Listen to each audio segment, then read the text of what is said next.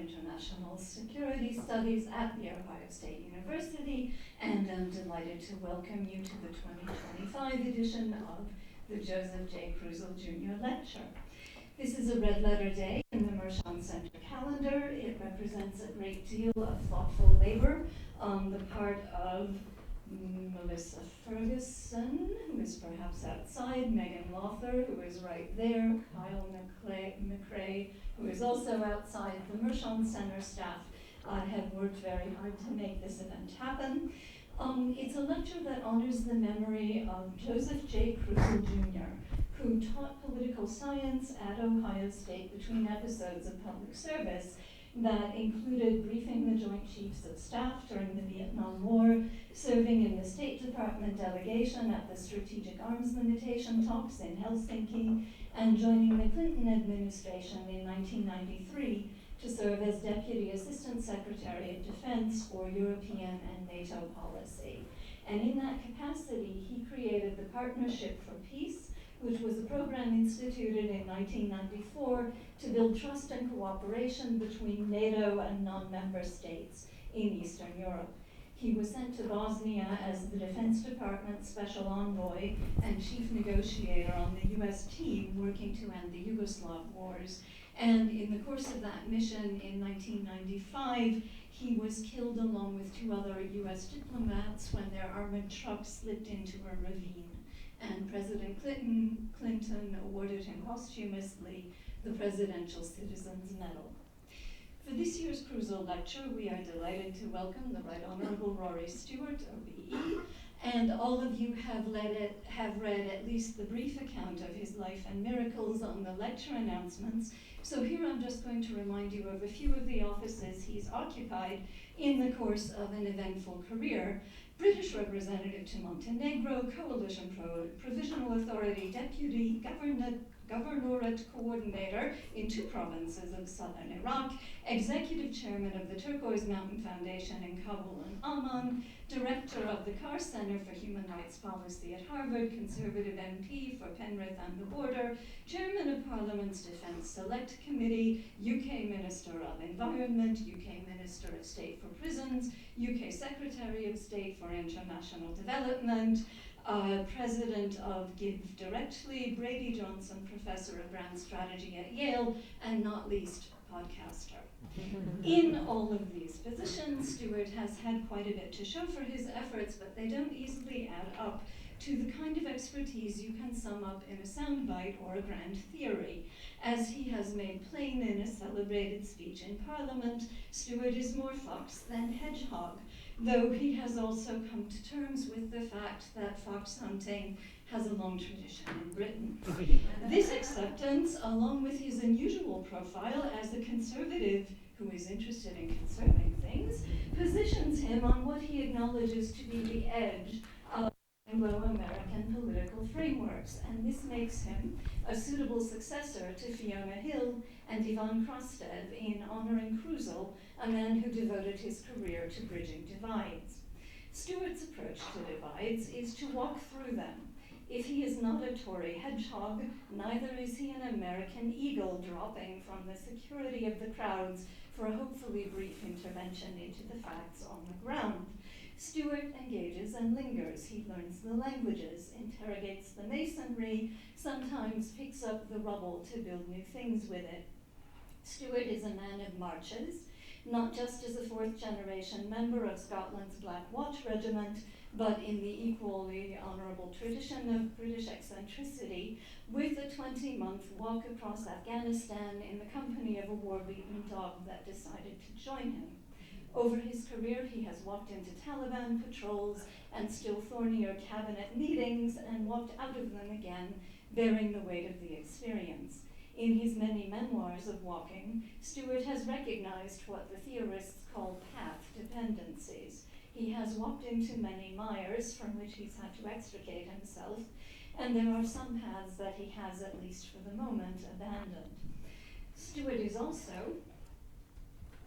a man of the bee marches, the borderlands between England and Scotland, where his family has long dwelt. The marches are a zone of layers, overlaps, and constant multi-directional exchange. And as we know from network theory, these edges connect rather than separate. They nurtured Stewart into the habit of thinking through time as well as space. For example, noting commonalities of design between the Roman camps on Hadrian's Wall and the American bases in Iraq. Thinking through cases, drawing on experience to assess the particulars of the present issue, is an approach that the Mershon Center values highly in these days where grand theory doesn't seem like much help. I'll end with Stewart's memoir of walking the marches and pondering the legacies of empires with his father. The conclusion resonated powerfully with my own experiences as a folklorist, working among quarrelsome communities of people who nonetheless know themselves to be stuck with each other and acknowledge their part in creating the irksome circumstances they now share. After his father's funeral, Stewart asks the Scottish piper in attendance to strike up a quadrille.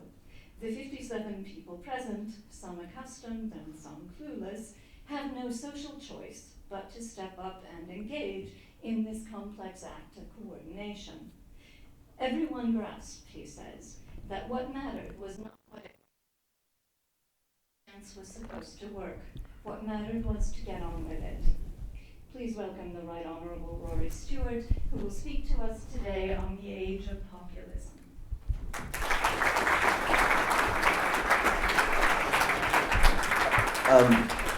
Well, thank you very much. That was the most elegant introduction I think I've ever received. So thank you very much. It was very beautifully put together. And it's a great privilege to be here at Ohio State University. I spent a lot of my childhood here. My uncle, Robert Livesey, was the director of the architecture school, the Nelson School. So I came here as a child a great deal and came to love it very much. So I'm very, very happy to be with you today. It's also, before I get into the substance of the lecture, I think worth framing it in terms of the remarkable life and times of Joseph Kruzel, who I didn't have the privilege to meet, but whose career ended tragically, cut short tragically through his death at almost exactly the time that my own diplomatic career started. And the talk that I want to give today is in part shaped and inspired by Joseph Kruzel and by his colleagues and the world that they hoped to create. And I guess the question that I'll be posing for you all is, to what extent does the world that Joseph Kruzel, and perhaps even more Joseph Kruzel's father, the world that they envisaged, remain today, and what happened to it? So for those of you who are not folklorists or experts in the world of Joseph Kruzel, just to frame this, Joseph Kruzel's father, born in 1918, was an Air Force ace. He fought and took down planes fighting the Japanese and then the Germans, and then went on to be a very distinguished Air Force general. And his life represents a world with which I'm going to begin, which is the post-war American order, symbolized by this remarkable Air Force general. And then his son, in turn, Joseph Kruzel Jr., joined the Air Force and then went on to work in arms control, worked in the Department of Defense, and taught here at Ohio State University, and found himself a very, very important voice in creating the elements not just of arms control, but the elements of the new NATO after 1989, and then was appointed as one of the chief negotiators in Bosnia. And the way in which I want you to think about these two remarkable Americans and their service and the lecture held in honor of Joseph Kruzel Jr. is in terms of four things, which I think are critical to the way that the United States viewed the world. And I'm going to take these things through different ages. And those four categories are political, economic, international, and media technology. In terms of politics, the fundamental framing concept for the post-war order from the United States was the concept of liberal democracy. In terms of economics, the framing order, which Joseph Kruzel Sr. would have inherited after 1945, is the idea of the development of open, free trade. in terms of its concepts of an international world, it was a rules-based international order, which for its critics, of course, often seemed quite a lot like a US rules-based international order, but nevertheless involved the creation of institutions to underpin all of this. And out of these visions of politics, these visions of economics, these visions of international order, of course, immediately after the Second World War, emerge institutions which are still with us today, institutions which the United States played a critical part in creating. In terms of international economics, of course, the World Bank and the IMF, these Bretton Woods institutions. The United Nations itself, and in particular the design of the UN Security Council.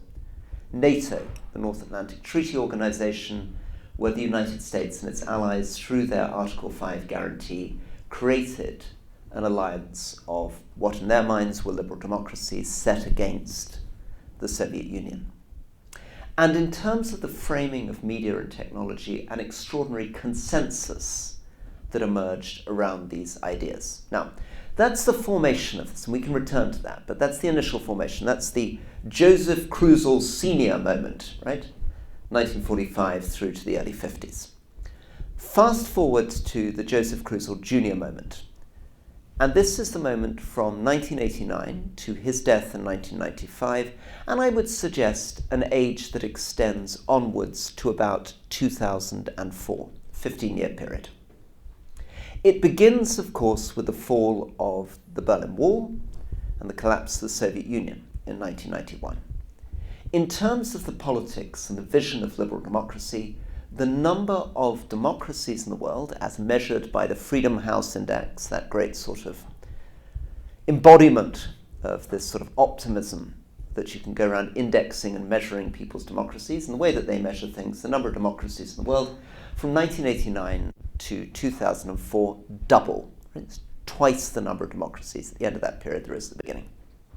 Go from about 20% of the countries in the world being considered democracies to 40% countries in the world being considered democracies. And of course, you will be familiar with this explosion post-1989 that Joseph Kruzel Jr. saw. It was an explosion in Latin America, it was an explosion in Africa, it was an explosion in Asia, and in perhaps most dramatically of all, it was the explosion in Central and Eastern Europe of former Cold War states becoming liberal democracies. In the economic realm, this was the moment at which the ideas of neoliberalism, the ideas of Ronald Reagan, of Margaret Thatcher, of privatization, deregulation, globalization, become embedded in what, for Joseph Kruzel, would have been known as the Washington Consensus, and not an accident that the consensus is named after Washington, D.C. Most dramatically in this period, 1989 to 2004, is, of course, globalization, expansion of free trade. So this is the moment where NAFTA is formed, so Canada, Mexico, the United States. It's the moment where the European single market is created. And of course, it's the moment where the World Trade Organization develops, and in 2001, China joins the World Trade Organization. It's a moment at which global trade is growing about twice as fast as global GDP, a moment of extraordinary opening. Now, in international affairs, it's also the development of concepts of a rules-based international order. And this is the development of international courts, so the ICJ, and then the founding in this next period of the International Criminal Court. The founding, in a way that would have been very relevant to Joseph Kruzel Jr., of the ICTY, which is the International Criminal Tribunal for Yugoslavia. He was working on peace in Bosnia. And many of the people with whom he was dealing from 92 to 95 ultimately found themselves on trial in The Hague. And what was interesting about it is it was conceived as theoretically, a neutral legal system in which the international community prosecuted not just the people on the wrong side, so not just in this case the Bosnian Serb perpetrators, but also the people on inverted commas, the right side, Bosnian Muslims, were also put on trial for their war crimes. Right? It was also an extraordinary moment, this moment, 1989 to 2004, of optimism from the European Union. Right, this is the moment at which 12 more member states join the European Union. 2004 is a kind of peak moment for EU expansion. It's a moment where states like Lithuania and Romania, that have been very, very poor, marginal states, find themselves becoming prosperous liberal democracies. And in terms of international relations, Bosnia, where Joseph Kruzel tragically died, is perhaps the most dramatic example of the theme of the age internationally, which is humanitarian intervention. This is an age in which the world asks itself, not why are we doing so much, but why are we not doing more? The experience of Rwanda, the genocide in Rwanda, has a chilling effect on the world, and for many, many people of that generation, Samantha Power, for example, who was a young journalist in Bosnia at the time when Joseph Kruzel was killed, and went on, of course, to run USAID and be the UN ambassador, the US ambassador to the United Nations. For Samantha Power, this genocide is a powerful symbol of the failure of the international community. Right? It's a genocide that she felt the international community could have prevented. And in Bosnia and later in Kosovo, the international community moved to intervene, to end wars, and to try to bring this rather peculiar model of liberal democracy and liberal markets to other people's countries. And initially with pretty staggering success. Had Joseph Kruzel not died in that tragic accident, he would have lived to see a very remarkable transformation in Bosnia. He came into a Bosnia in which 100,000 people had been killed, in which there were over 1 million refugees. He was killed moving in an armoured vehicle through a country littered with checkpoints. You could barely go a few hundred yards before being stopped by another checkpoint. He was in a country where there were about 100,000 people under arms in all series of strange military and paramilitary groups stopping you at those checkpoints. He was coming to a situation in which perhaps 37,000 people had been killed in the streets of Sarajevo by Bosnian Serb artillery, and he was the lead negotiator in what led to a US intervention. And within 5 years, we were in a situation in which the killing had stopped, the checkpoints had disappeared, those men under arms had been demobilized and reduced to 6,000 people, and every single war criminal had been captured and was on trial in The Hague. And the crime rate by 2000 was lower than Sweden in Bosnia. Right? So this was success. And the same in Somalia, the same in Sierra Leone, and to a lesser extent in Kosovo. Not surprisingly, many of these ideas about liberal democracy, about liberal markets, about humanitarian intervention, about rules-based international order, were reinforced by a world which Joseph Kruzel knew and which his father knew, which was still dominated by a handful of television stations and a handful of big newspapers. 4 big stations in particular, generating $55 billion worth of advertising revenue. People, that his father and he would have been familiar with, like Walter Cronkite, dominating the way in which we thought about our world. And this reinforced a politics where the votes were in the center ground. The votes of this period are a bell jar. The votes are where my fingers are. They're not where my elbows are. This is the period of Bill Clinton. This is the period of Gerhard Schröder in Germany. This is the period of Tony Blair. This is the period where, broadly speaking, we're all trying to be Denmark, right? The whole world, 1989 to 2004, has worked out where the world's going, and the world's going to be Denmark, right? We can see what it is. And not surprisingly, of course, this is famously the period where Francis Fukuyama talks about the end of history. And when he's talking about the end of history, what he's talking about is exactly what I've just described. He's sitting there in the 90s, he's looking at this world, and he says, okay, basically we've worked it all out. It's going to be free trade, open borders, it's going to be liberal democracy, and we're all going to be like Denmark, right? And it's just a question of time before we get there. And along with this, of course, also very, very idealistic ideas about the way in which we can bring other countries to become liberal democracies, to become prosperous, to become free. In fact, we have this lovely thing, which even Ohio State University was involved in the 1950s and 1960s, called modernization theory. And the great idea of modernization theory is, of course, that there is a natural relationship between prosperity and democracy. You become more democratic, you become freer, your free speech encourages creativity and innovation, your economy grows, and as your middle class grows, your middle class want the vote, and sure enough, all these things seem to go together. And indeed, from 1805 to 2005, there were lovely graphs that used to be drawn by my academic colleagues at the period, showing a direct relationship between democracy and economic growth. And this was seen not as a coincidence, this was seen as a natural relationship.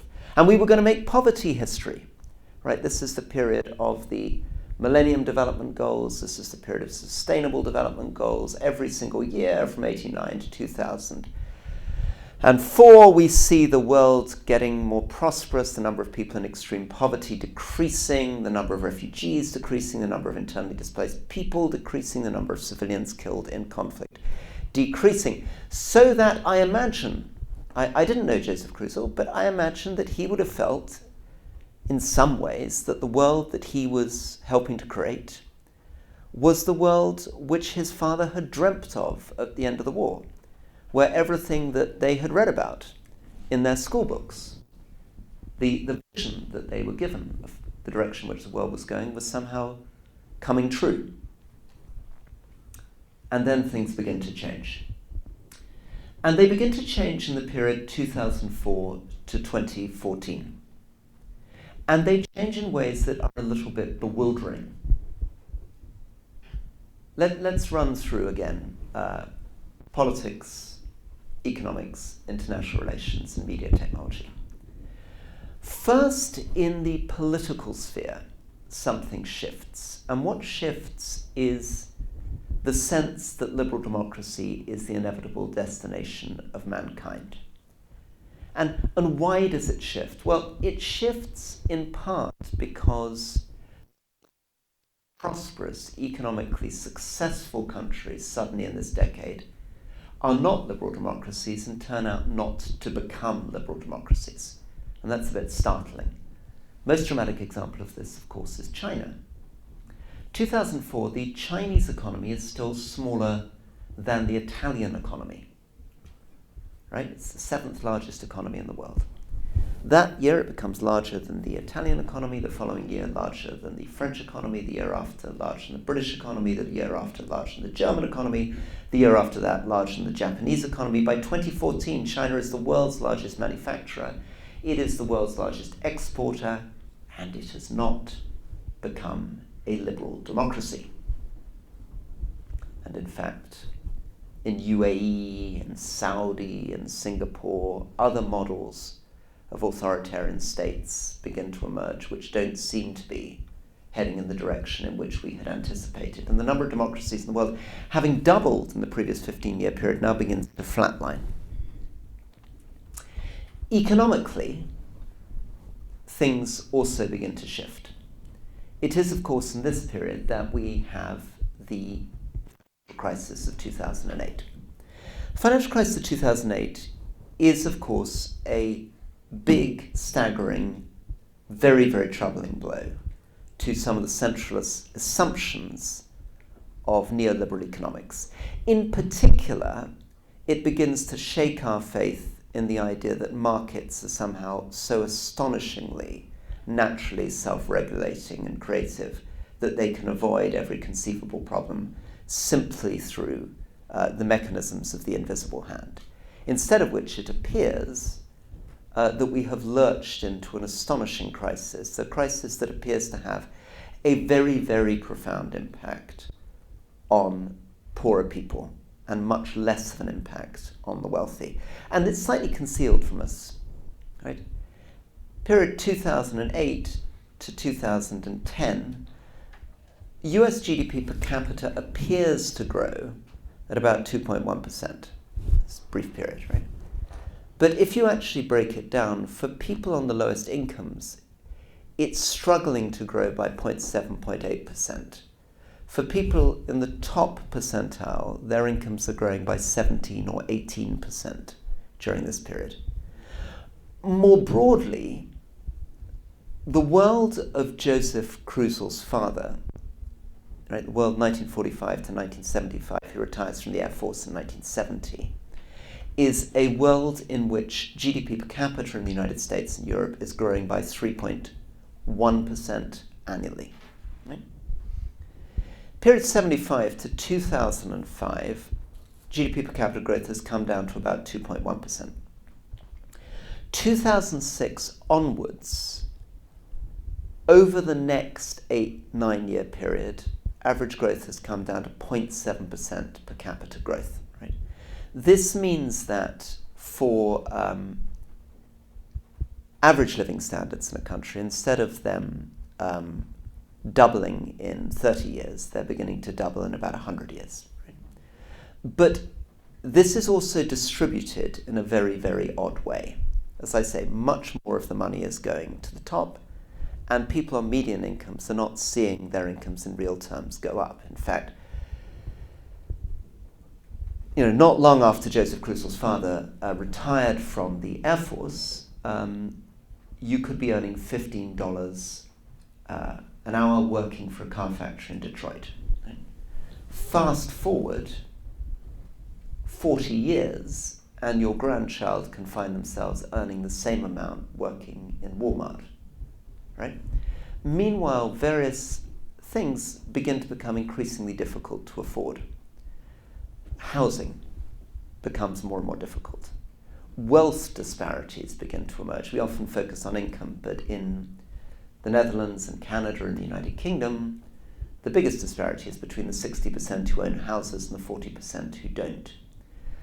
Gaps begin to emerge within regions, right, between the coasts and other parts, between the Rust Belt and more prosperous parts of tech centers in California, and the same in the United Kingdom, of course. Huge disparities between London and the southeast and the northeast, and the same replicated in France, replicated in other areas, right?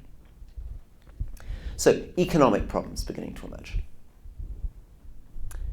And for many people, the beginning of a thought that the reason why blue-collar workers in particular are not earning the good incomes that they did in the past is because of globalization and free trade. That China has been responsible for stealing those jobs. Right? Third thing, international relations. Now, in this period, we are still in a moment where people are optimistic, but something is beginning to change.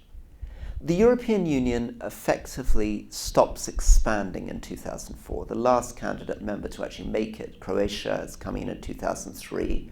The big expansion is 2004. Europe loses momentum. And places like Turkey and Serbia that were supposed to be coming in find themselves left out in the cold. And the idea of Bosnia and Kosovo, Sierra Leone and Liberia, which these ideas of humanitarian intervention, the idea that we can put military troops on the ground and that we can help to nation build, explodes in our face. It explodes in our face, of course, in this second period with the catastrophes of Iraq and Afghanistan. We spend $3 trillion on those wars, so $3,000 billion on those wars, right? And we achieve precious little, right? I was just in Afghanistan in August. I went to Bamiyan. I sat down with the governor of Bamiyan. The last time I sat down with the governor of Bamiyan, which was about 3.5 years ago, she was a human rights lawyer. This time I sit down with the governor of Bamiyan, he has one eye, he has a large turban, he's surrounded by men with weapons. He is, in fact, a member of the Taliban. He was, in fact, the governor of Bamiyan when I was in Bamiyan in 2001. He was the man that blew up the Bamiyan Buddhas. And he's now back again as the governor of Bamiyan because we spent 20 years in that country.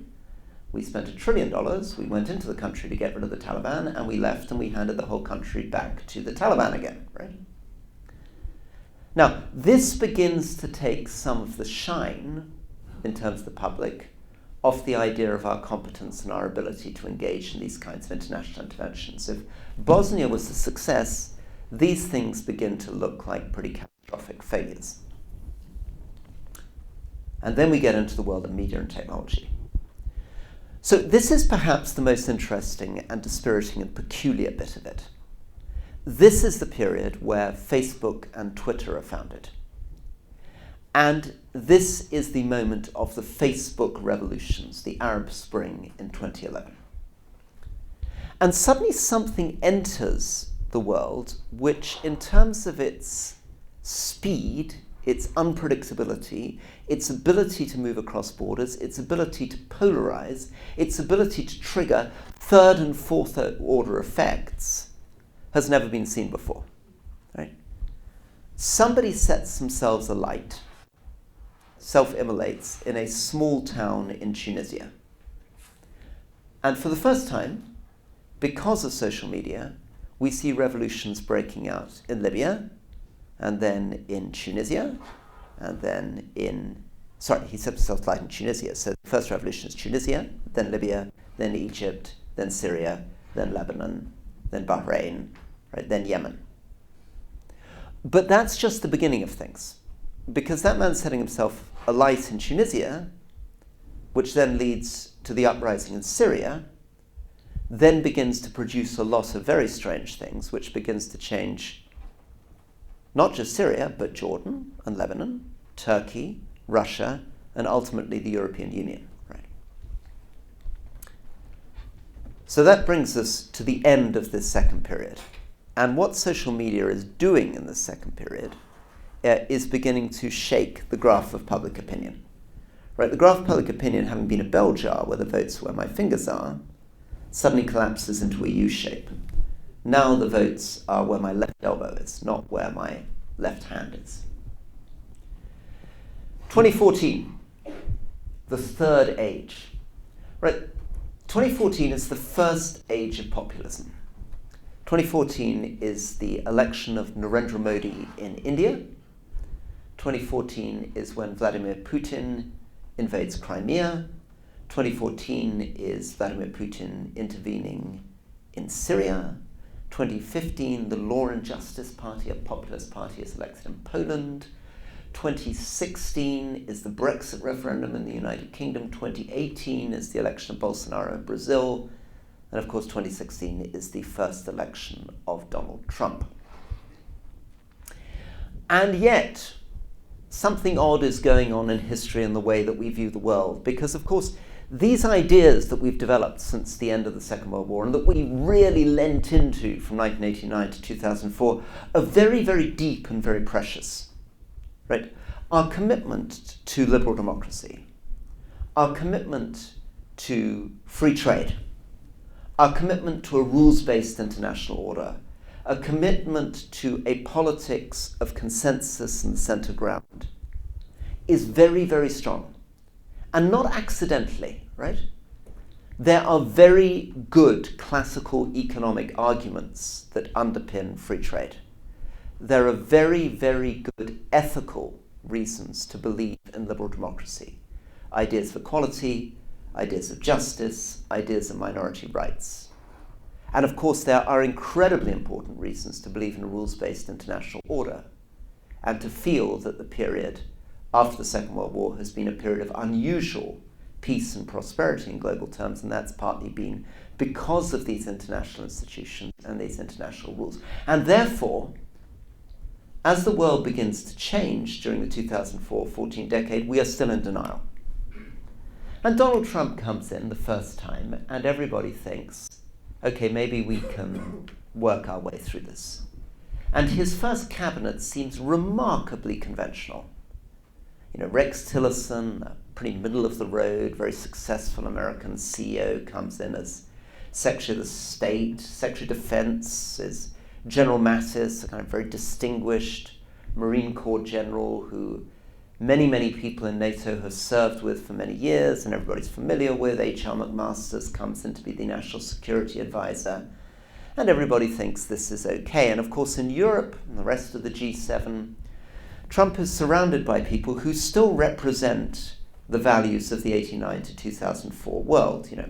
Angela Merkel is the Chancellor of Germany. She's just brought in 1 million refugees. She sees herself as central to the European order. Theresa May, a sort of centrist, relatively introverted, middle-of-the-road, moderate figure as the Prime Minister of the United Kingdom. 2017, Emmanuel Macron, the centrist wunderkind of France, is elected. Justin Trudeau, the matinee idol of the Social Democratic Center, is elected in Canada. And everybody thinks it's going to be okay. We can just ride out Donald Trump. And sure enough, he loses. And then he doesn't do very well in the midterms. And Joe Biden comes in, and everybody breathes a sigh of relief. And we begin to think, maybe the world is going back. But it isn't. Because we're not really concentrating on what Joe Biden actually does. In practice, Joe Biden and his team have been so frightened by Donald Trump's first term that increasingly in their attitude to international affairs, they're simply mimicking his policies.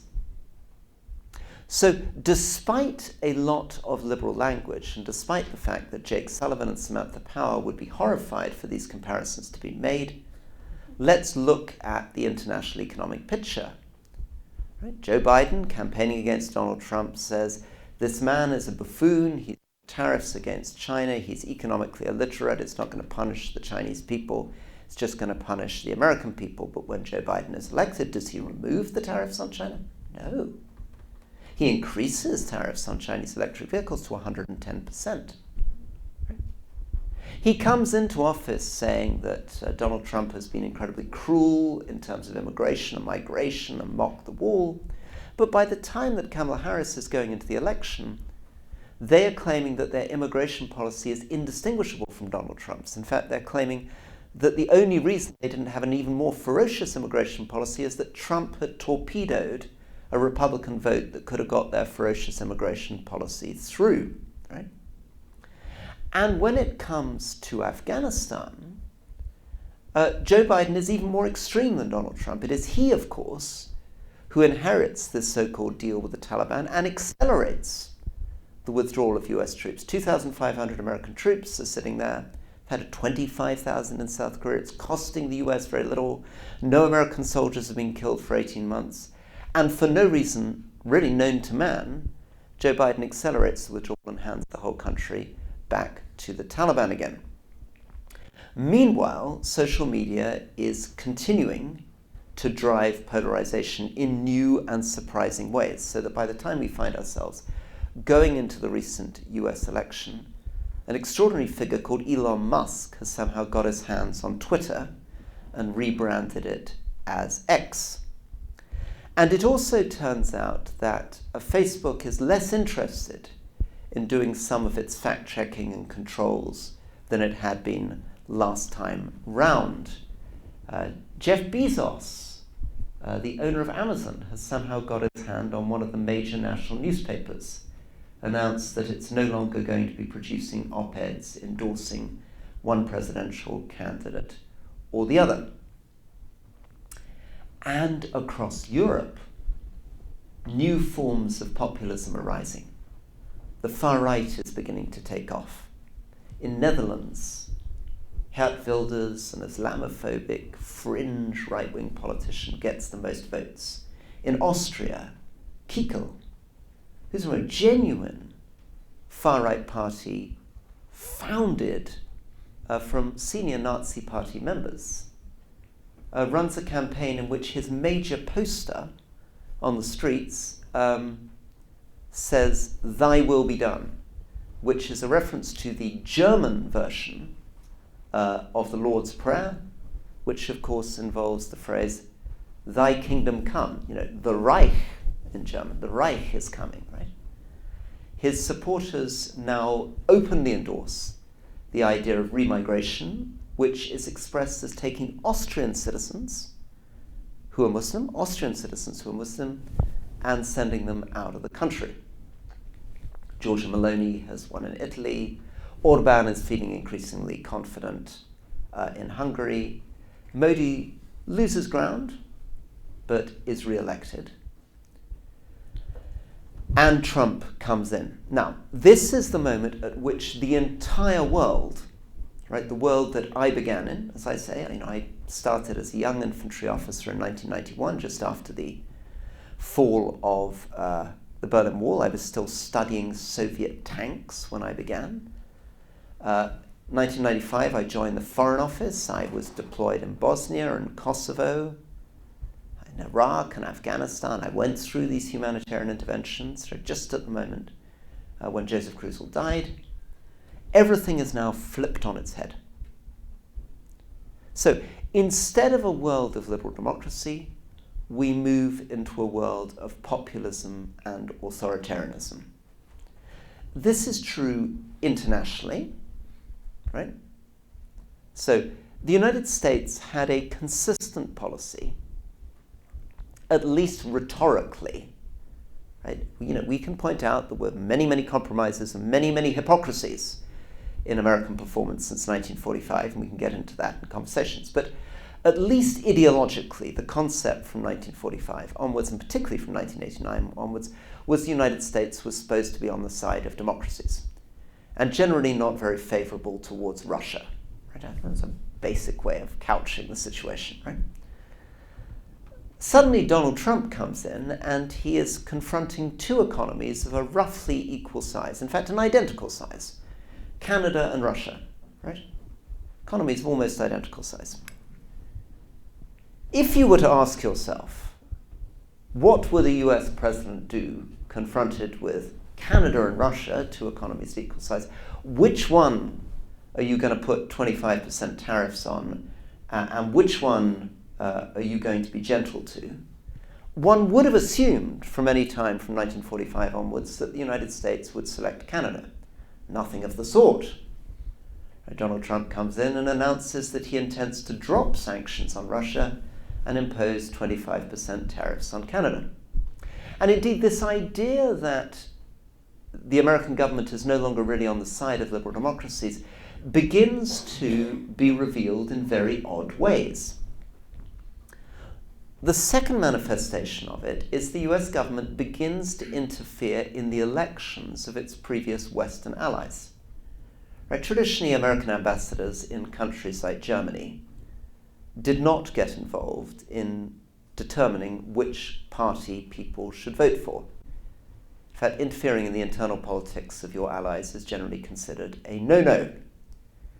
In this particular case, however, Elon Musk, the head of Doge, decides to endorse in the German elections the AfD, right, the far-right party that the German Constitutional Court has ruled it is appropriate to refer to openly as fascists and some of its members as neo-Nazis, and attempts to campaign on their behalf, saying the AfD is the answer to Germany, interviews the leader of the AfD, and proceeds to denigrate the other leading candidates in the German election. Meanwhile, he is attacking Keir Starmer, the recently elected Prime Minister of the United Kingdom. He is campaigning for the release of Tommy Robertson, a far-right Islamophobic football hooligan who's been put in jail in the United Kingdom, is now presented by Elon Musk as a prisoner of conscience.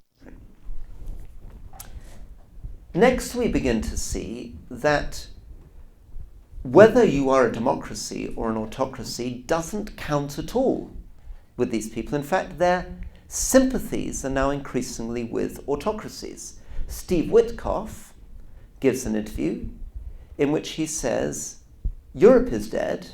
We don't need to worry about Europe anymore because there are these wonderful, dynamic countries with which the US can work, and he lists Israel, Saudi Arabia, and the UAE. Now, he doesn't mention that Saudi Arabia and the UAE are not liberal democracies, right? That Mohammed bin Salman appears to have been complicit in sending men with chainsaws in to chop up a Saudi journalist in Istanbul in a way that led Joe Biden to come pretty close to treating Saudi Arabia as a pariah state, right? These are now the ones in which they're embracing. Europe is now rejected, right? Now, this is the first thing, the question of politics and democracy. That's the international view. Domestically, though, we can see now that J.D. Vance, the alumni of Ohio State University, right, is now openly quoting Andrew Jackson in relation to the Supreme Court. He's saying the Supreme Court may, if it wants, make rulings, but you won't be able to enforce them because we, the executive, will not enforce the rulings of the Supreme Court, right? We have seen moves now against universities, and a pretty craven response, I must say, from some American universities as their funding comes under threat, as their endowments begin to get taxed, in terms of moving to fire the heads of academic centres within those universities, and apparently share the names of students who've been seen to demonstrate. And this is a playbook that has been taken from Viktor Orban. Right? Viktor Orban has already produced the playbook of how you stack the judiciary, impeach judges that oppose you, talk about radical and illegal moves against migrants, move against the universities, move against media, strip visas from people. I was right. Maybe I shouldn't push these strip visas from people too much as a visiting scholar. But all these things together begin to imply that the move against democracy is not just international, it's domestic. Now, economically, of course, is what I finish on, because that's the most dramatic news of today, right? So let me skip on from the economic side onto the international relations side. On the international relations side, we see every single element of the post-war economic order being dismantled. The United States, from the Marshall Plan onwards, was a central player in international development globally. This remained very, very much something that was bipartisan. Truman got the American international development system off the ground. Kennedy trumpeted it in his speeches, but it was George W. Bush who pushed ahead with the PEPFAR program to address people with HIV and AIDS. And USAID was not only used as a way of helping the most vulnerable and the poorest in the world, USAID also became a mechanism for the projection of American values and American power. In Nepal, for example, when the Chinese come in to build an electric transmission line, USAID stepped in and said, you don't need to be with the Chinese, we'll give you a $500 million loan. With Jordan, $10 billion was signed over 6 years to support critical parts of the Jordanian economy and Jordanian state. All of this has now stopped. All of it has now stopped. There are literally children in the middle of vaccination programs, TB vaccination programs, whose vaccination has ceased halfway through the program. There is hundreds of millions of dollars of food and drugs and vaccines paid for by the American taxpayer, currently either on ships unable to unload or rotting in warehouses unable to be distributed. And the economies of Jordan are collapsing. Nepal is now in a debt crisis. And that's before we move on to what's happening with other institutions. Because, of course, the American government has turned against the International Court of Justice, the International Criminal Court, WHO, key UN agencies. 20% of the funding of the United Nations comes from the United States. That has ceased. 50% of the core project funding of key UN agencies comes from the United States. And that has ceased.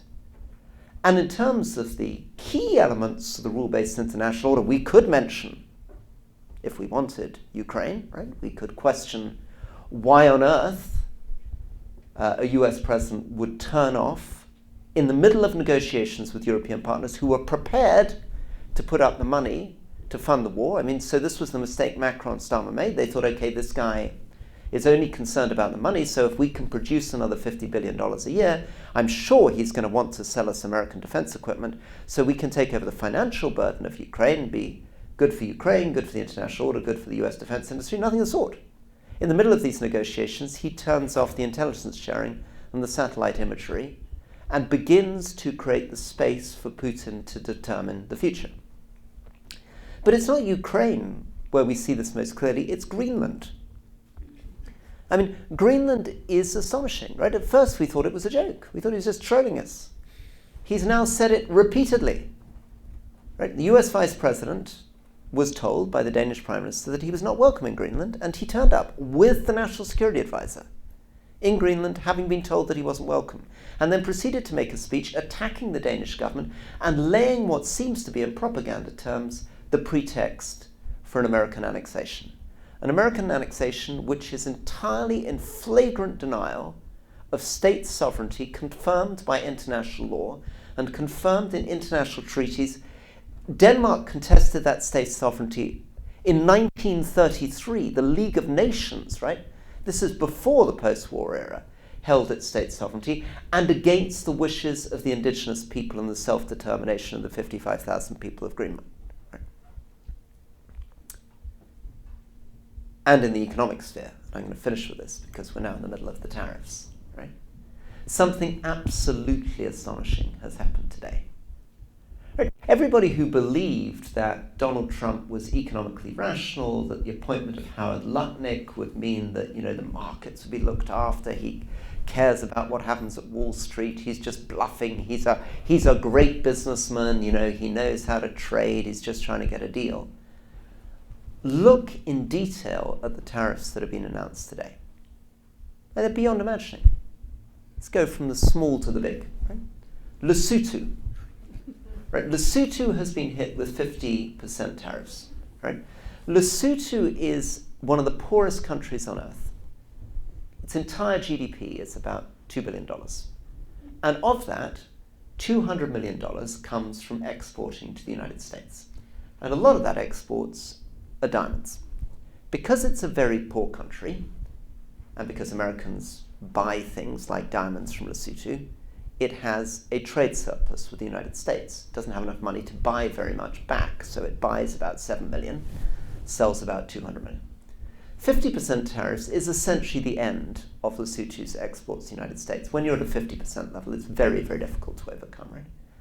We don't know what the impact will be, but one thing that we do know is that exports will fall, model what the fall will be, and we also know that most of the revenue of the government comes from taxing those exports, because in very poor countries like Lesotho, you can't put income tax on people, right? So that will mean that key parts of government services, health and others, will collapse. So what would you do in the past? You would go to USAID to fill the gap, you'd go to the IMF and the World Bank, except all their funding's been cut too, and there are going to be simultaneous crises in 55 or 60 other poor developing countries, and nobody will be able to spread themselves to actually help. At the other end of the extreme, China has been hit with 54% tariffs. And yet China is integrated in ways that we cannot begin to imagine. Right? 85, 90% of the world's critical minerals and rare earths are processed in China. And guess what? You don't want to process copper in the United States. There's a reason why it's processed in China. The environmental impact of processing copper is catastrophic. Right? It's not something you want to reshore. I mean, this is one of the questions for Donald Trump when he's fantasizing about getting all this business and manufacturing back. What exactly is it that Americans want to do? Right? Maybe you want to make some more cars, possibly, fine, right? Do you want to take all the garment factories away from Bangladesh? You want to have sweatshops making t-shirts? Right? Do you want to be processing copper? Do you want to be going down? I mean, who knows, right? But what we do know is that this will have a dramatic, rapid impact. There will be retaliatory tariffs coming, inevitably, from China and the EU, which will almost certainly lead to further retaliations coming back from Donald Trump. global growth will drop, inflation will go up, interest rates will grow up, unemployment will grow up, right? And all of this is happening at a time where there is no confidence at all in liberal democracy, in the global economic order, in international rules, and in which social media continues to propagate and exacerbate post-truth, polarization, and distrust. It's a very, very bleak world. And it's a world that's changed an enormous amount since that tragic moment in 1995 when Joseph Kruzel's car went down that hill in Bosnia. Thank you very much indeed.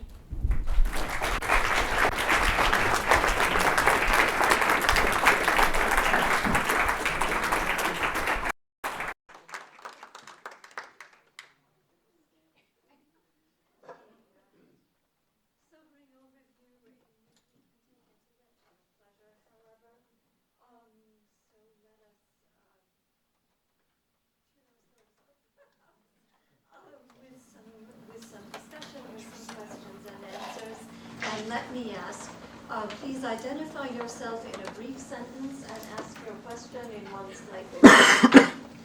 We have two people with mics, and Kyle will pass them around the gentleman standing. I don't think I need a mic. For the recording, you don't mind. So you cited Donald Trump so many times. So my apologies. There's a camera behind you, and I think they want the mic for the recording. It's not that we can't hear you. Yeah, thank you. You cited Donald Trump as, how do we say, the instigator of so much change in this second term. How many people, how many so-called statesmen in his administration share his inventiveness, his hard right turns? Is he alone? Are we following? Is our country following one man or 20? Well, we don't know is the answer. We do know that it's an administration that prizes loyalty above all. It's an administration where he's selected many people who are very able media performers. You know, his defense secretary is fundamentally a television performer, not a general, right? We get little glimpses. So the Signal chat that was released provides some very interesting glimpses into what may or may not be going on. So in that case, what seems to have happened is Donald Trump announced that he wanted to bomb the Houthi, send a message. J.D. Vance is clearly surprised by this, caught off balance, and he sends, I think actually he may even have been in Ohio when he sends his response on Signal, saying, I don't think this is a good idea, I don't see how this sits with what our strategy is supposed to be. And our strategy is supposed to be, he thinks that Europe's meant to be paying for stuff and the US is not supposed to be going around the world bombing the Houthi. Sounds like getting involved in wars that it doesn't want to get involved in. And you then get a little bit of back and forth where people sympathize with him until Stephen Miller cuts in. And they're just beginning to agree that Vance maybe can go and speak to Trump and try to change his mind. And Miller suddenly says, no, the president wants to do this. At which point, everything ceases. Nobody has a clear idea why he's trying to do it. Right? There's some little talk about navigation of the seas. There's some talk about maybe we can reclaim the money from Egypt or Europe for the strikes. There's a little bit of talk about maybe the reason we have to do it now is because we have to do it before the Israelis do it. But it's very, very vague. And what's clear is nobody is confident enough to actually ask the president what he's doing. Now, yesterday, the markets were still pretty confident about what was happening with tariffs. Even 24 hours ago, many, many people who claimed to be in his inner circle were saying, don't worry about it. These tariffs will be maybe 10%. They'll be quite targeted. It's the beginning of a negotiation. And now he's produced something which is extraordinary. And it's obviously not generated by the US Treasury. Because if it had been generated by the US Treasury, you wouldn't be putting tariffs on an island that consists only of penguins, right? What has happened, there's been a lot of work today trying to understand the logic of these tariffs. How does Lesotho end up there? It's a very simple formula. What's happened is somebody, almost certainly with the help of an AI, has gathered the trade surplus figures and the total export figures for every country in the world, divided the trade surplus by the trade export, and timesed it by 0.5. And that generates 50% for Lesotho, that generates 34% for China, that generates 20% for the European Union, etc. Right? And that's why Britain just gets the standard 10, because it's got a trade deficit. I mean, I can keep developing this, but it's a very, if you were to ask them why these tariffs are going in place, it's quite an interesting and good way of looking at what's so difficult if you are his Treasury Secretary or his Trade Secretary. There are three reasons why you could put tariffs in place, right? You could put tariffs in place because you're trying to get something that have nothing to do with the price of imports and exports. For example, you could be trying to change behavior about fentanyl. In this case, tariffs are not an instrument of economic policy so much as an instrument of politics designed to change behavior in some other domain. Right? That's initially what Canada thought. When the first tariffs went on Canada, Trudeau thought, okay, if I set up a fentanyl czar and I move Canadians up to the border, I make this compromise, the tariffs will come down. And they did come down, and then they went up again 20 days later. Right? So then there are two other reasons you have tariffs. One of them is to generate revenue for the US exchequer. Right? So every person importing obviously has to pay a tariff and you get money. So on the current figures, if there was no change in global trade, he would make $500 billion a year from this, right? But the problem is that contradicts the other objective, which is to try to reshore manufacturing to the United States. So you can't have both. So either you are importing BMWs and Mercedes from Europe, and you're paying a 25% tariff on that, and then you get a nice amount of money into the US government, or you're making those cars in the United States, in which case you don't get the revenue. Right? Now, there are reasons why you might do tariffs, and one of the good examples was Joe Biden working on semiconductors. So, for example, let's say you thought it's really important for US tech, US defense, US security to have domestic semiconductor production.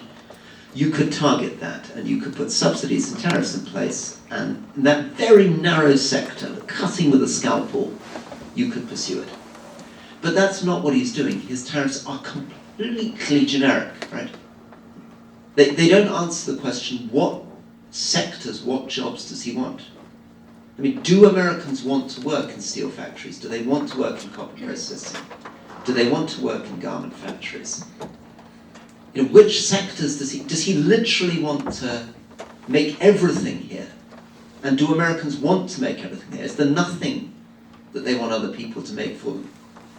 And what do you do about your coffee? Right? You don't grow coffee. Kruzel. Yeah.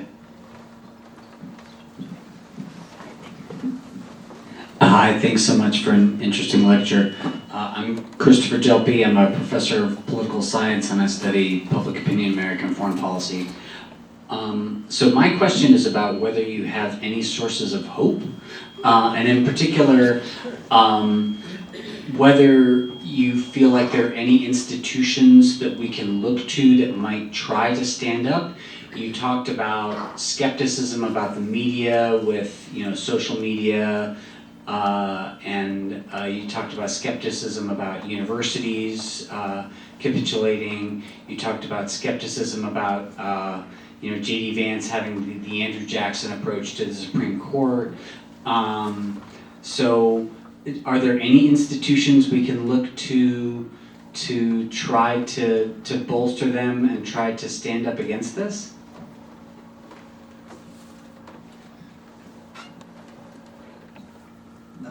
Well, I think the traditional answer, obviously, is the separation of powers.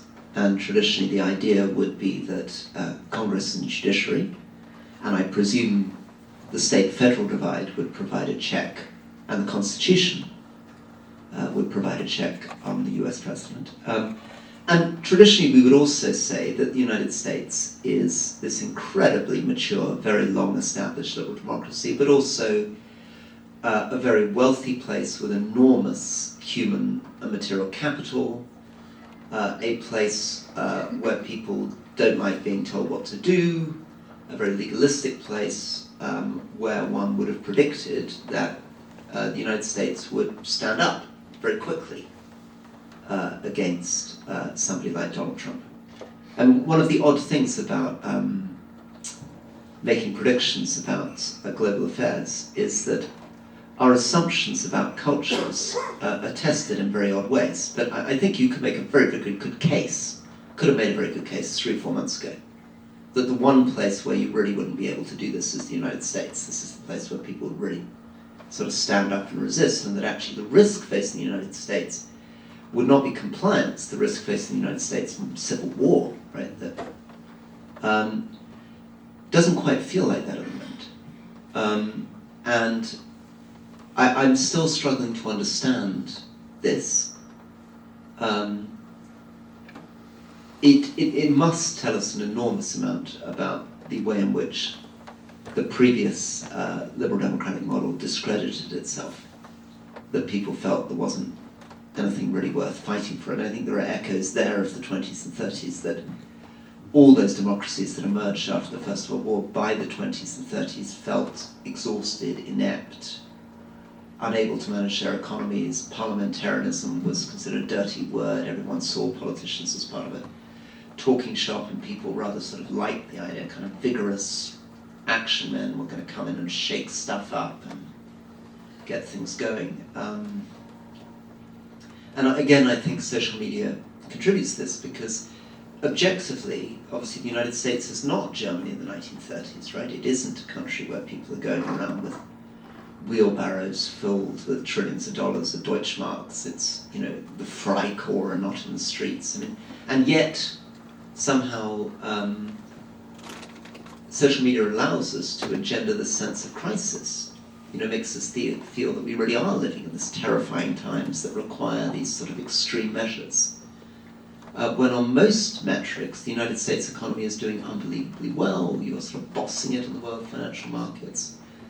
Biden's economic record was pretty good compared to Europe's economic record right over the last few years. So it's still quite difficult working out how the economic reality relates to the sense of crisis, panic, authoritarianism that's manifesting itself. Yeah. Okay, we've got a number, so let's maybe do 3 questions. So, is this on? Okay. Hello. Hello.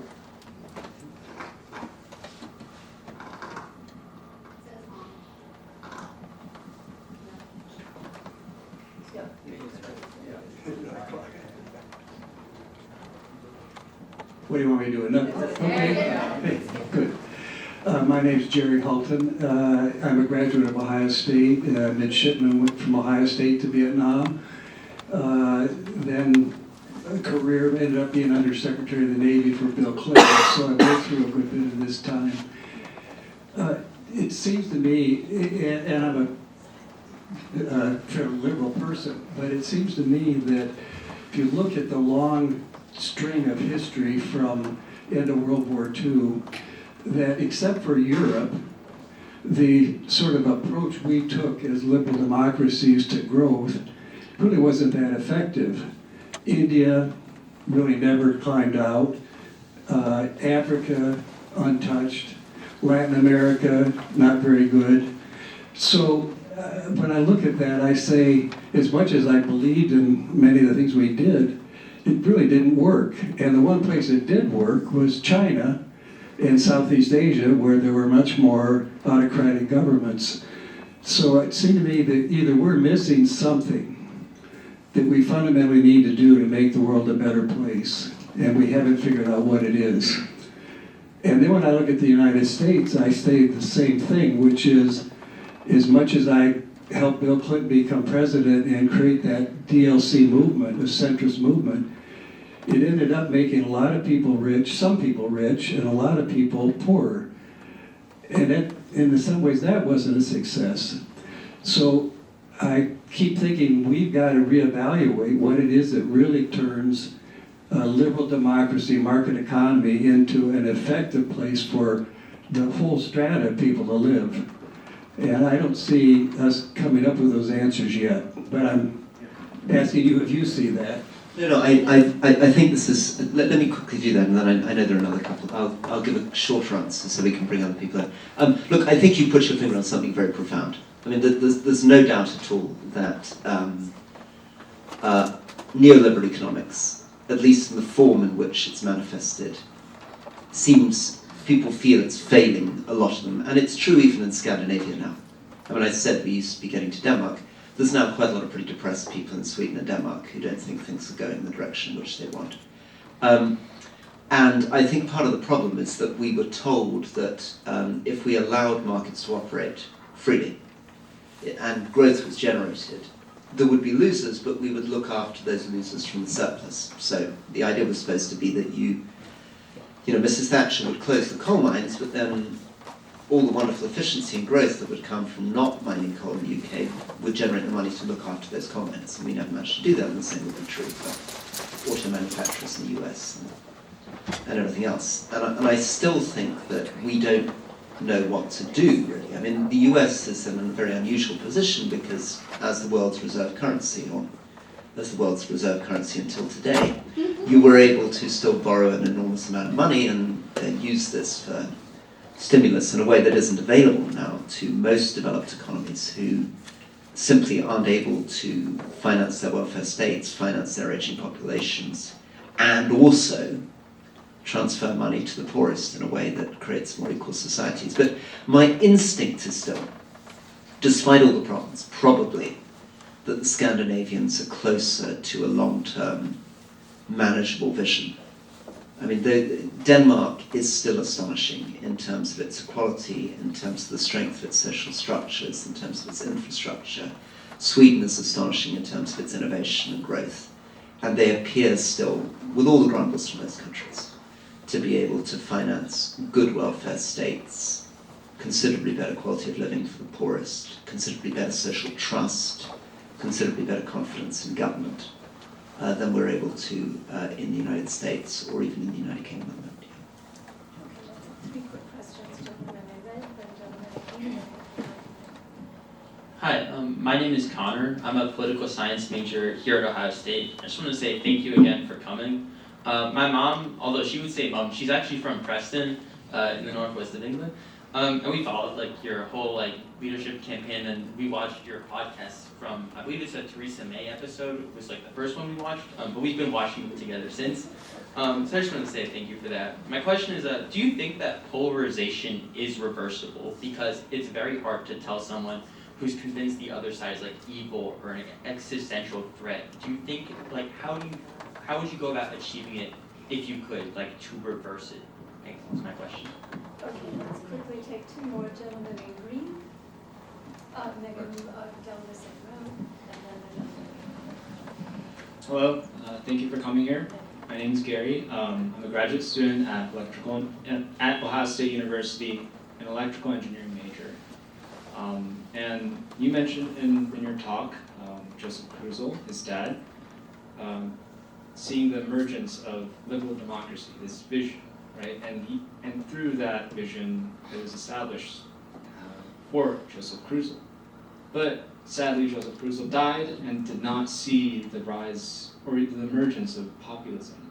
So what do you think, what do you think he would view populism,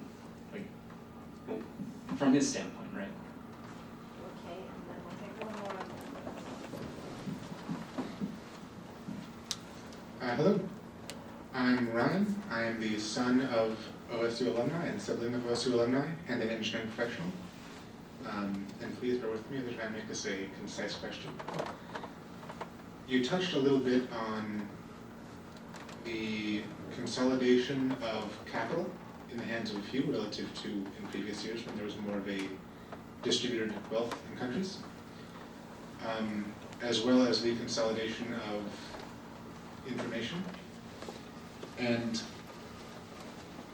presently, it seems we are moving from a time of diffuse institutional power, the 80s, different governmental institutions, the EPA, the Department of Education, to consolidated power in people. At the same time, we're moving from general news to social media that can be ubiquitous throughout the world.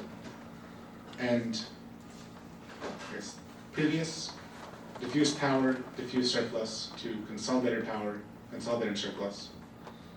What does the future potentially look like in terms of how we handle the distribution of wealth and information globally, as we're probably not going to become any less connected? Three very interesting and profound questions. I can't speak to how Joseph Kruzel would have seen the world. Were he still alive today, he would be in his mid-70s. And who knows what journey he would have been on since 1995 and how he would have viewed all the various things that happened. What would he have made of the Afghan war, of the Iraq war, if Trump won?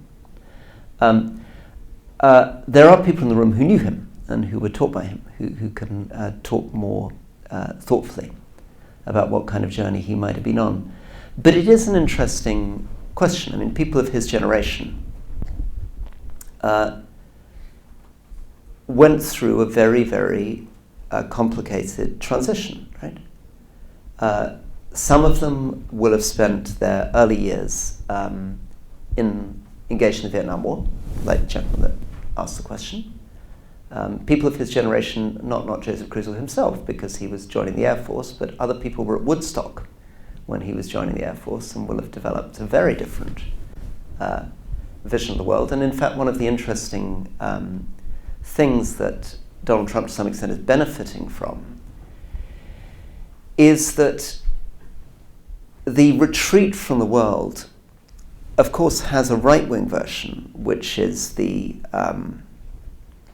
version that it's none of our business, we don't want to have to do with these people. It also has a left-wing version, which is guilt, neo-colonialism, all we do is cause trouble all over the world, maybe it's better if we left them all alone, we don't like the military-industrial complex. One of the things that I notice when I challenge my Yale students and say, why are you not demonstrating, right? You were demonstrating about Gaza, why are you not demonstrating about Trump? They say, well, they're all the same. Biden and Trump are all the same. And when I say, he's about to invade Greenland, they say, yeah, of course, because, and these are very, very left-wing students. We always thought the US government was a sort of fascist imperialist power anyway, and he's just behaving in the way that we thought. So one of the questions is whether, had Joseph Kruzel continued to live, whether he would have been able to continue to keep the old vision of the center ground and hold it against the push against the left and the right. Which brings me to the question of polarization. Right? These algorithms are by their nature astonishingly polarizing. Elon Musk no longer allows us into the back end of these algorithms, so we can't see exactly what he's doing. But we do know that he's beginning to accelerate opportunities for bots, for trolls, for AI-endorsed, enhanced trolls. We can see the ways in which he's deliberately throwing posts at people that will be annoyed by them in order to generate engagement. And we can see the emergence of these astonishing sort of cult-like forces. I think ultimately, though, cults can shatter. It's very difficult to shatter a cult. They can do some pretty extraordinary things before they shatter. Famously, cult leaders can predict that the world is ending, in a week's time, and when it doesn't end in a week's time, the cult is happy to accept that there was some miscalculation and it's so going to. But ultimately, when things really blow up, and I'm afraid at the moment it looks as though things are really going to blow up, people can wake up as though they were in some fantastical nightmare. Not everybody, some fanatics will remain, but many other people will wake up, and if things go really wrong, I imagine very large numbers of people will deny they ever supported Donald Trump in the first place. Right? Now, in terms of this question of concentration of power and dissolution of power, this is a very interesting paradox because, of course, the people who championed the internet and the Facebook revolution thought that technology was all about spreading power. And when they saw those people in Tahrir Square demonstrating against Mubarak, they thought, oh, well, this is, wonderful. This is the democratization, this is accountability, this is new networks emerging free of central control. Right? But now we've increasingly seen authoritarian states beginning to develop their own bot farms, their own troll farms, their own use of social media in order to dominate and control. And we've also seen an increasing concentration of wealth in the hands of a few people with tech. And that power is pretty astonishing, particularly when it begins to be connected to the power of states. And the disparity of power begins to become pretty remarkable. And AI feeds into this again. Insofar as AI manages to fulfill the promise that it appears to over the next 2 years, the people that control AI and can manage AI will be in an immeasurably better position than those who can't. And therefore, I think the forces, not just of political inequality, power inequality, but economic inequality will accelerate. Yeah.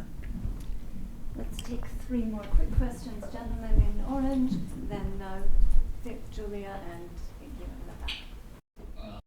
I think one question is that you talked about how neoliberalism was kind of abandoned and how this idea, laissez-faire.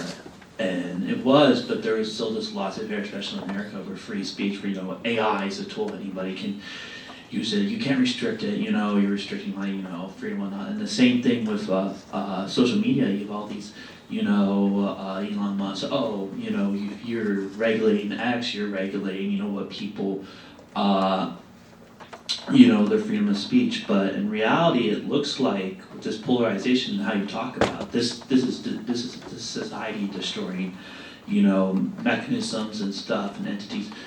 I know America, has their idea of freedom of speech is different than Europe and whatnot. But do you think, when people feel they have to regulate AI, they have to regulate social media, do you think that's gonna change how people view freedom of speech, or do you think the limits have to be put there?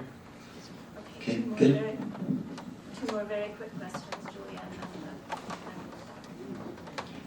Thank you so much. I think my question dovetails on some of the others about inequality, and my focus is on a big transformation since 1989 seems to be the increased power of huge corporations. I was looking up the market cap of NVIDIA being 2.48 trillion, and I guess I wonder how to think about what defenders of liberal democracy should be doing about this concentration of corporate power and the policy choices that went into that.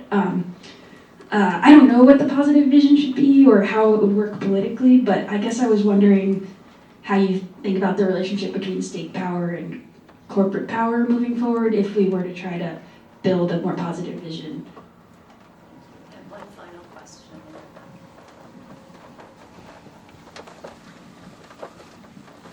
Hi, Brian Mahoney, undergraduate in poli-sci and economics.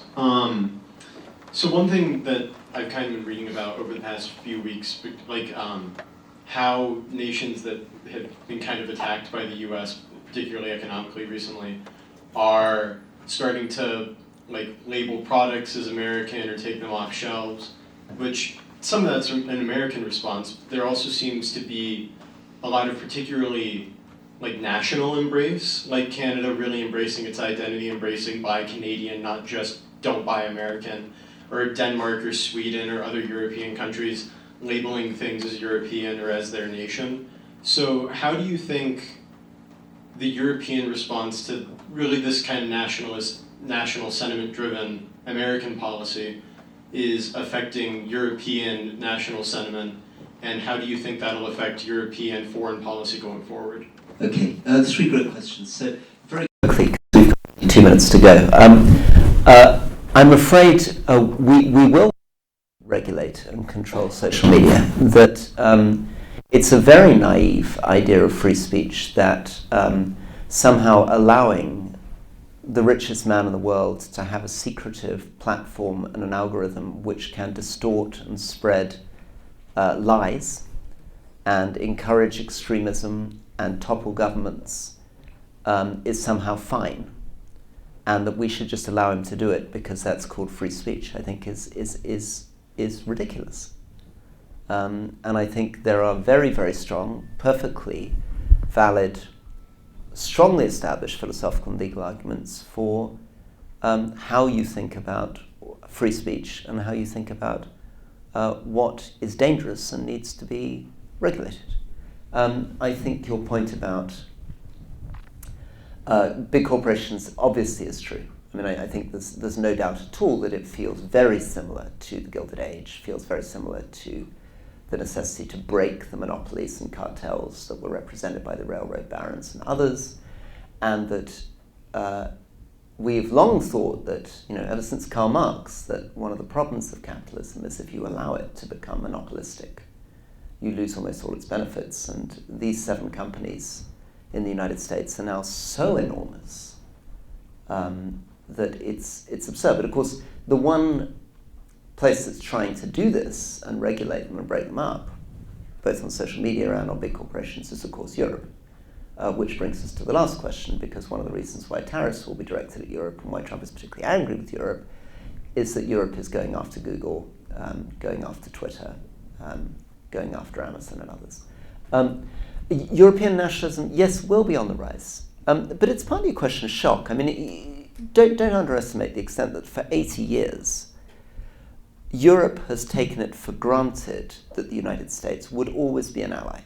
I mean, in a way that now seems astonishingly naive, but literally when I was the chair of the Defense Committee in 2014, we were seriously talking about shutting down all that remained of the British defense manufacturing sector and buying from the United States on the grounds that America produced cheaper. Why don't we just buy M16s? What's the point of producing our own thing?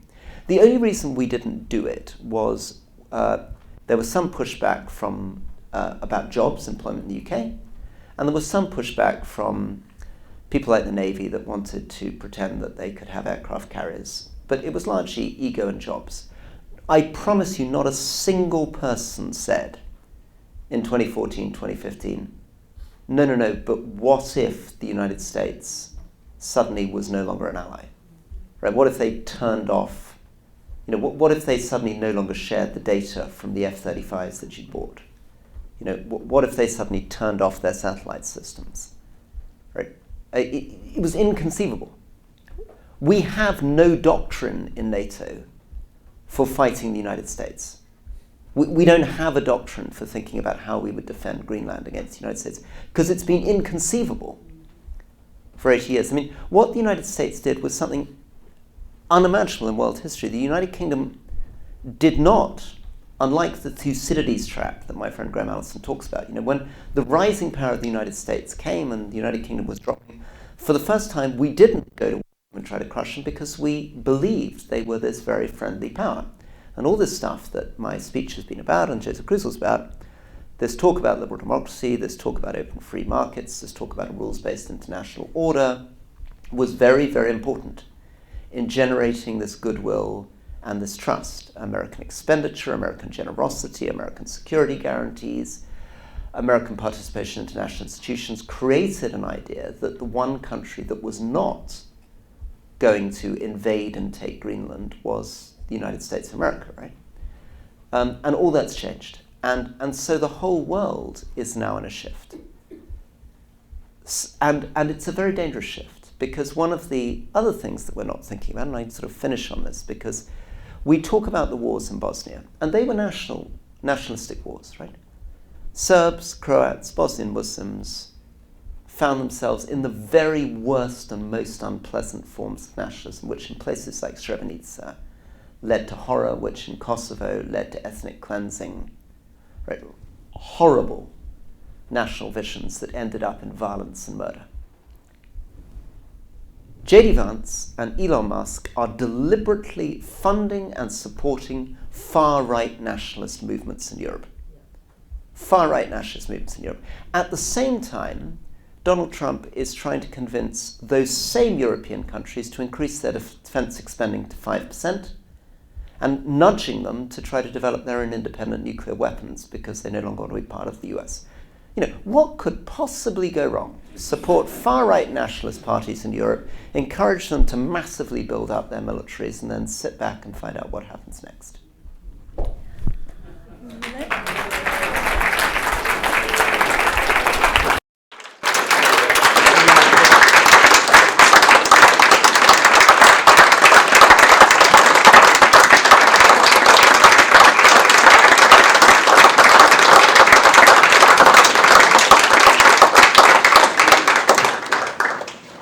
Thank you all for coming to one thing we do still have as the gods are crashing and smashing things above us, the power of the interpersonal. And I want to thank Rory Stewart for particularly bringing up the intergenerational memory, Kruzel and his father.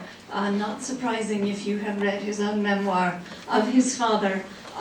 We have personal memories and we have personal connections to inspire us to figure out the ways of beginning to push back against the behemoths. Thanks very much to all of you for coming to be part of this. Thanks to our speaker.